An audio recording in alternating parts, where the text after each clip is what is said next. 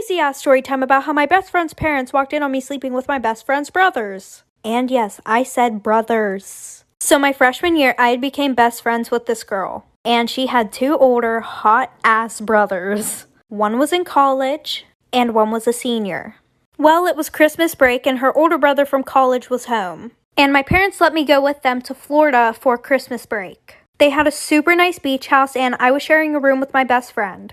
And the boys were sharing a room. And our room was connected because there was a bathroom in the middle. Well, my best friend got super sick the first 3 days of the trip, so she didn't do anything with us. So I was hanging out with the boys all the time. Well, the one night we were on the deck and we started to play Truth or Dare. And one of them asked, "Would you sleep with us?" And I said, yeah. So at around 3 a.m., I snuck into their room and things started to get real nasty. There are kids on this app, so just use your imagination.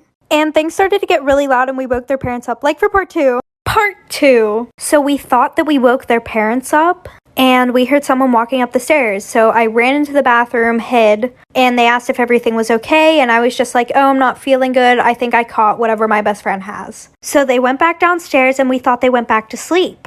They were never asleep. So we decided to go onto the deck and finish the nastiness that we were doing. And I was like, oh, okay, we don't have to be that quiet now. Because their bedroom was in the front of the house and the porch was on the back of the house. And we were on the second floor, and below that there was another porch with a fire pit and everything. And I could see below us. Well, out of the corner of my eye, I thought I saw somebody walk into the house. But stupid me, I just ignored it. Not even a minute later, I hear the sliding door open. And I hear, and we all turn around and everybody's standing there. So they sent me home and told my parents. But I didn't get grounded because low-key my mom knew I was a hoe.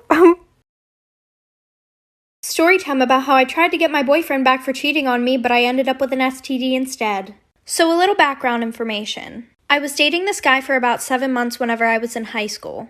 And I would always hang out with him, his guy friends, and their girlfriends. Well, the one night we were hanging out at my house and he kept checking my phone. And he said it was because he was waiting for his mom to text my phone. So then he had to go to the bathroom and he asked to take my phone with him. And I said no because that's weird as fuck. So while he's in the bathroom, I get a text from a random number. And it's a bunch of videos that my boyfriend took of him doing the nasty with other girls. And there were 15 videos, all different girls. So by this time he's been in the bathroom for 15 minutes. So I go to confront him while he's in the bathroom, I do not care at this point. And he's gone. My bathroom window is wide open. My curtains are broken. So then I start to text all of his best friends.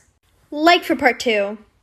Part 2. So it turns out the person who sent it to me was one of the girls in my friend group. So at that point, every single person in that friend group was dead to me and I needed to get every single one of them back. So like I said, I started texting all my ex's best friends and I asked every single one of them if they wanted to hook up. 4 of them said yes, the other 3 just blocked me. And the 4 who said yes all had girlfriends in our friend group. Well, the girls in my friend group had no idea, so they invited me to their party. And at that party, it was my mission to do the dirty with every single one of those guys. Well, there was this bathroom in the basement, which nobody knew about except the girl whose house it was. So one after the other, I did the dirty with every single one of them in that bathroom. And I made sure to snap a picture or take a video, so that way I could send it to my boyfriend. I know, I'm crazy, get over it. Well, in the morning, my ex's closest best friend came over. Well, I did the dirty with him too, because my ex hated him being around me, because he was known for screwing other people's girlfriends.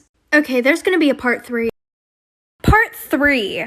So a week later, I started having some problems down there. So I had my mom take me to the doctors. Turns out I have a fucking STD.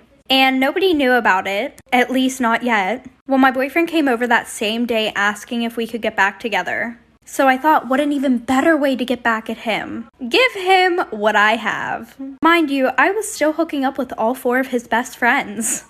And then 2 weeks later, my boyfriend started talking to me about how he was also having problems down there. And I was like, oh, maybe you should go to the doctors. So after he went to the doctors, he texts me and he goes, yeah, I have an STD. So then I sent him all the videos of his best friends and I said, yeah, I hope you enjoy living with that for the rest of your life. And I also gave it to all of his friends and then they spread it to their girlfriends. Payback's a bitch. Story time about how my boyfriend was cheating on me with my stepsister. So a little background information, my mom remarried whenever I was in 8th grade, and my stepdad had 2 daughters. One which was my age and we got along really well. Well, before my sisters and I went back to school, my mom wanted to go on a camping trip with everyone. And my boyfriend was coming because he was really close with my family. So while my stepsister and I are packing up, she starts acting really weird. And we're gonna call my boyfriend Kevin. She was like, "Oh, is Kevin still coming with us?" And I was like, "Yeah." And then she goes, "Oh, are you and Kevin still together?"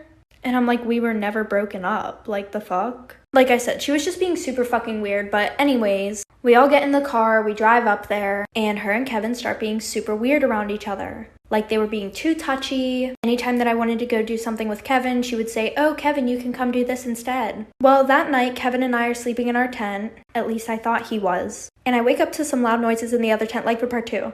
Part 2. So like I said, I heard a bunch of noises and talking in my stepsister's tent, and I wake up and my boyfriend isn't in the tent. So I'd be very quiet getting out of my tent, and I go over to hers and I just listen. And oh bitch, I should have just confronted them because I got my motherfucking feelings hurt. He was telling her how he didn't love me at all and how he only wanted to be with her, and how every time that they kissed each other and screwed each other, he felt such a connection between them. So not only was he cheating physically, but they had a connection. Wonderful. So I open her tent and I confront them. This was the most degrading thing I've ever went through in my life.